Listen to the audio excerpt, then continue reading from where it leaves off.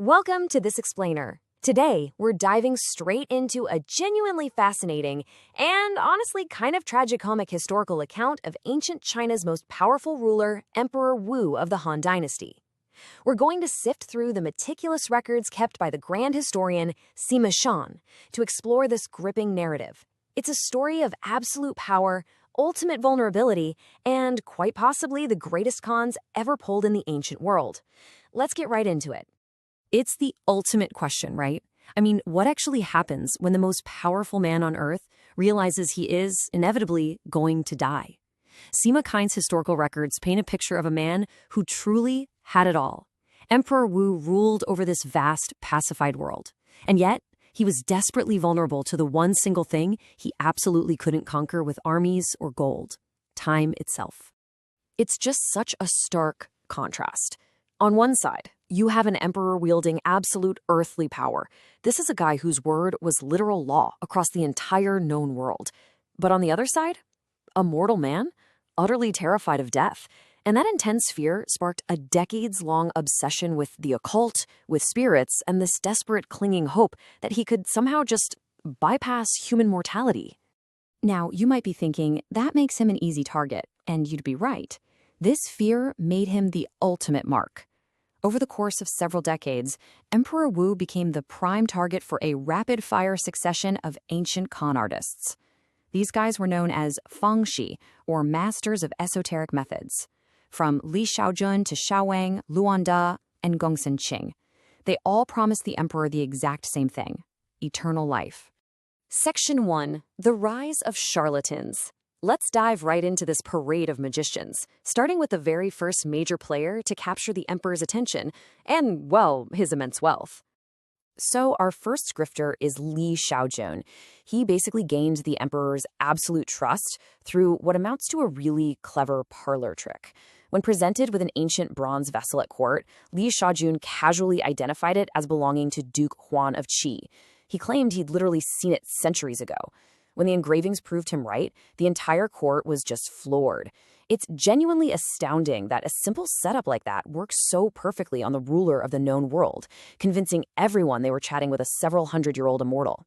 Now, what's really wild is the convoluted step-by-step pyramid scheme Li Shaojun sold the emperor. Step 1, worship the stove to summon spirits. Step 2, use those spirits to turn cinnabar into gold. Step 3, eat and drink from vessels made of this magic gold to extend your life. Step 4, use that extended life to go meet the immortals of Penglai. And finally, perform the sacred Feng and Shan sacrifices to achieve true immortality. I mean, it was an impossible checklist, perfectly designed to just buy the con artist a ton of time and luxury. Well, eventually, Li Shaojun died, which the emperor naturally rationalized as him simply transforming into an immortal. Next up was Xiao Wang. He started strong by supposedly conjuring the spirit of the emperor's deceased favorite concubine, but his luck ran out when his magic started glitching. In a panic, Xiao Wang wrote a divine message on silk, fed it to a cow, and confidently announced a miracle was waiting in the cow's stomach. But the emperor instantly recognized the handwriting. Realizing he'd been duped by a bovine forgery, he had him secretly executed to hide his own embarrassment. But the emperor's desperation meant he really didn't learn his lesson. Which brings us to Section 2, the ultimate imperial con. This brilliantly illustrates the sheer scale of the emperor's gullibility. Luan Da swaggered into court, claiming his immortal masters absolutely wouldn't speak to mere mortals unless the envoy was treated as an equal. So to appease these supposed gods, the emperor showered Luan Da with the whole shebang. The titles of 5-benefit general and heavenly Dao general, his own daughter, Princess Wei as a wife, 10,000 caddies of gold, and 6 golden seals of ultimate imperial authority. He extracted all of this in mere months. Unbelievable. Unsurprisingly, after securing his massive fortune, Luan Da actually had to deliver. The emperor sent him to sea to find his immortal master. Now, Luan Da never actually went into the deep ocean. He kind of just lingered near Mount Tai and then completely lied about his discoveries. The emperor had him secretly followed, discovered the deception, and, yep, this massive con ended exactly like the last one: swift execution. Section 3. Omens and Grand Rituals. Now, despite executing these charlatans left and right, the emperor's obsession only grew. It was constantly fueled by what he perceived as divine omens. We're talking things like the capture of a one-horned beast resembling a mythical unicorn, or unearthing this mysterious, unidentifiable bronze tripod. These omens paved the way for yet another occultist, Gongsun King. He spun a tale about the mythical Yellow Emperor casting a bronze tripod and literally riding a dragon up to heaven. This story totally captivated Emperor Wu. He actually uttered this genuinely shocking statement.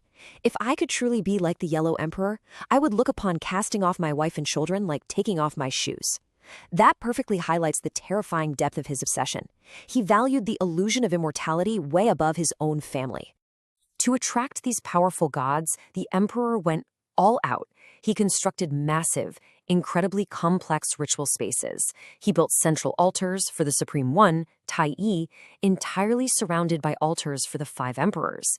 And it was all meticulously color-coded to the cardinal directions: yellow, red, white, black, and green. Even the sacrificial animals had to be color-coordinated. The sheer scale of these imperial rituals was staggering, and it was seriously draining the empire's resources. Section 4. Scaling Sacred Mount Tai. This leads us right to the absolute climax of his physical quest. So, because the legendary Feng and Shan sacrifices were so ancient and rare, no one actually knew how to perform them. When the Confucian scholars started endlessly bickering over archaic ritual details, the emperor just dismissed the whole lot of them. He took matters entirely into his own hands. He climbed to the summit of Mount Tai in secret, accompanied by only one trusted attendant. Up there, the solitary emperor buried secret jade tablets containing his private, desperate pleas for eternal life and performed grand sacrifices using bizarre, exotic beasts brought from the very edges of his empire. Section 5. The Feudal Immortality Quest. So here's the absolute crucial point.